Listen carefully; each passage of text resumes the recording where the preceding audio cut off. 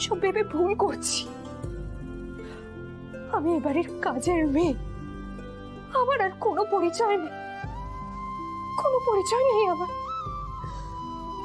আমার মনে হচ্ছে যে আমি এই বিয়েটাকে সত্যি ভেবে ছোট সাহেবকে ঠকাচ্ছি। উনি স্পষ্ট বলেছিলেন যে সেদিন যা হয়েছিল সবটা নকল ছিল, সবটা মিথ্যে ছিল।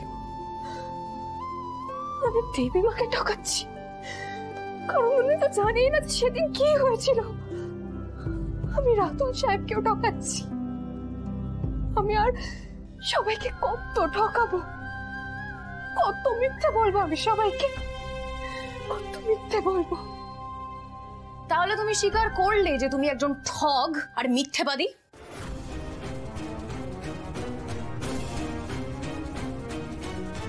দেবলীনা ম্যাডাম আর ছোট ম্যাডাম সব শুনে ফেলেনি তো? কাকে ঠকানোর কথা বলছিলে তুমি? হ্যাঁ, কি করেছো? আমি শিওর তুমি সবার থেকে কিছু না কিছু একটা তো আড়াল করছোই। আমার অনেক কাজ বাকি আছে, আমি চাই।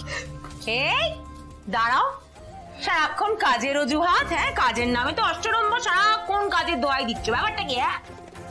আজ নয় কাল, কিন্তু কুসুম তোমাকে সত্যি কথাটা বলতে হবে। তুমি কিন্তু অজুহাত দিয়ে পার পাবে না। আর আমি কিন্তু ভালো কথা বলছি কুসুম, আমাদের সামনে সত্যিটা বলে দাও, ভালোই ভালো বলে দাও, না হলে কিন্তু পরে তোমার দেবীবার প্রশ্নের উত্তর দিতে হবে। লাস্ট চান্স দিচ্ছি তোমাকে, তুমি বলো তুমি কি লুকাচ্ছ, বলো। আমি চাই না দেবীমা এভাবে সত্যিটা জানতে পারো। ছোট সাহেব ছাড়া অন্য কারোর কাছ থেকে সত্যিটা জানলে দেবীমা কষ্ট পাবে। চুপ করে আছো কেন? হ্যাঁ, উত্তর দাও, বলো কি লুকাচ্ছ। এই দাঁড়াও দাঁড়াও, আমি জানি ও কি মিথ্যে বলছে। ছোট ম্যাডাম কিভাবে জেনে গেছে? কি আন্টি? আরে ওই যে অনাথ ছেলেটার কি নাম আমি বারবার ভুলে যাই। রাতুল রাতুল রাতুল, ওই রাতুল রাতুল নিশ্চয় জানতে পেরে গেছে যে সেদিন শুটে কুসুমের পাশে আয়ুষ বসেছিল। হ্যাঁ, এই কথাটা তো কুসুম রাতুলকে বলেনি। কি এই মিথ্যেটাই তুমি লুকোচ্ছিলে তো? ধরা পড়ে গেছো। কি বলেছে রাতুল? হ্যাঁ, বিয়ে করতে অস্বীকার করেছে নিশ্চয়ই, তাই জন্যই চোখের জল ফেলছিলে তুমি। হ্যাঁ, আমি ঠিক ধরেছি, আমি ঠিক ধরেছি। কি হচ্ছে? আমি কথা বলছি তো, আমি বলতে পারি না কথা? তুমি সবটা বলে দাও, তাহলে পরে ওর পেট থেকে কথাটা কি বের করবে? হ্যাঁ, তুমি তো কেন বেই দেখিয়ে দিচ্ছ মিথ্যা কথাটা বলার প্ল্যান করার। ঠিক বাবা, সেটাও তো ঠিক।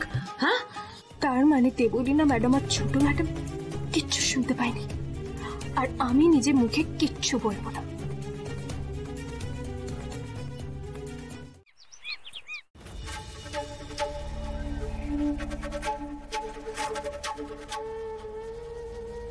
আমি এই বাড়ির বউ না হয়ে আসা অব্দি এসব করে নাও আন্টি।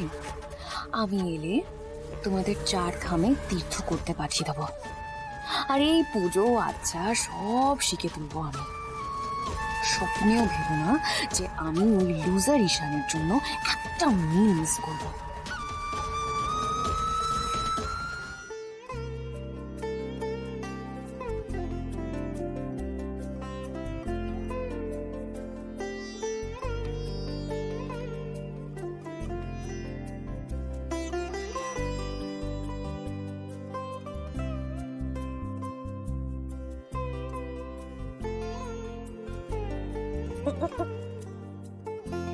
ঠাকুরের সামনে না, আজ কোজাগরি লক্ষ্মী পুজো।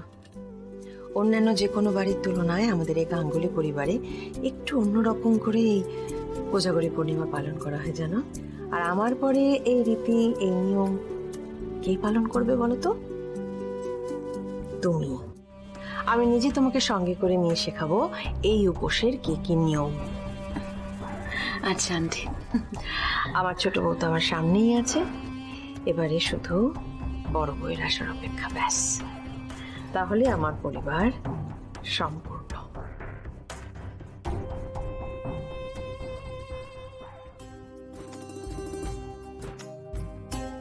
আমি চাই আমার বড় বউ সমস্ত রীতি নিয়ম পালন করুক।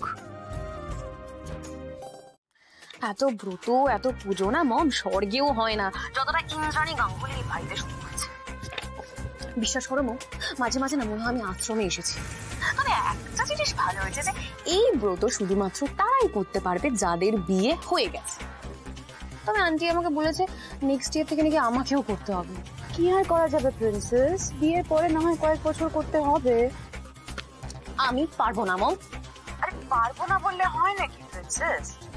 দেখো, তোমাকে যদি ওই গাঙ্গুলি বাড়ির চাবিটা আদায় করতে হয় তাহলে সবার আগে ইন্দ্রাণী গাঙ্গুলিকে ম্যানেজ করতে হবে। আর সবচেয়ে বড় কথা হচ্ছে এই যে আমরা এই দেশেই আছি অথচ ওদেরকে বলেছি বিদেশে আছে কেন? যাতে তোমাকে ওই বাড়িতে রাখতে পারি। সেই সুযোগটাকে কাজে লাগাও মাইলা। হ্যাঁ, ঈশানকে বশ করো। ওই লুজারটাকে না বিয়ে করতে আমি একটু ইন্টারেস্টেড নই মম।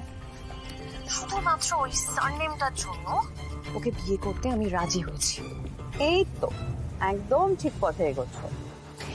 একবার ওই সারনেমটা আমার নামের সাথে জুড়ে গেলে আমি আর তুমি আমরা যার স্বপ্ন দেখেছি সব পূরণ হবে মম। ইন্দ্রাণী গাঙ্গুলির পর দিল্লিনা গাঙ্গুলি ইন্দ্রাণী গাঙ্গুলির এত কষ্টে বানানো সাম্রাজ্যটা চালাবে।